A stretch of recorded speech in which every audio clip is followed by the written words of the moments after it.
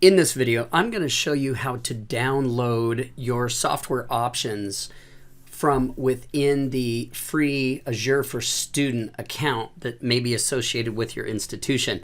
Now, as you see, I've already logged into my Azure account, I've authenticated, and I've gone ahead and done a search up here for education, because as I first log in, it's really hard to find the educational console, if you will, especially the software. So I just type education in here, it'll take me to this screen. Now, if you notice, I've already clicked on the software button, and I can see the plethora of software that Microsoft is providing me as a student to learn from. Now, let's be very clear, folks. You want to make sure you follow the licensing agreements very carefully, as this is not production software. This is not to be used to make money. This is to be used to learn the software.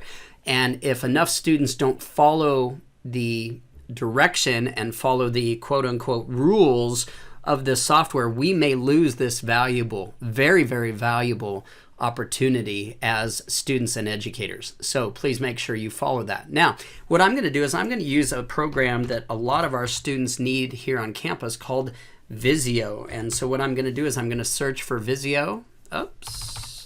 Visio, there we go. And if you notice, it'll bring up the 2016 and 2019 version. I'm going to download the 2019 version. So what I do is I click on there, and over here in the right, I click download. Now that's going to put it in my local downloads file. I'll go ahead and save that file so that I have it. And then I would click on view key. Now I'm going to go ahead and obviously blur out my key so that you don't use my key, but I want to show you how to do that. Now, I'm going to right now copy my key, and I'm going to pause this video while I go put that in my password manager. Now that I have it in my password manager, I'm going to wait for the software to complete download. I'll go ahead and cancel this, and we will install the software. So at this point, what I'm going to do is I'm going to go into my File Explorer. I'm going to go to Downloads. Let me bring this over here. Okay, I'm going to go to Downloads. I'm going to find the software, which is right here. And here is the trick. What I'm going to do is I'm going to right click and I'm going to choose Mount. This way I don't have to burn a DVD. I don't have to make it bootable.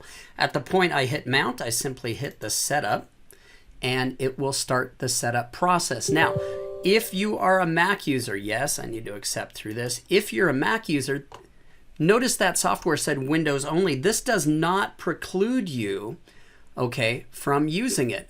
Looks like I have a 32-bit version of Office. I will install the 64-bit version,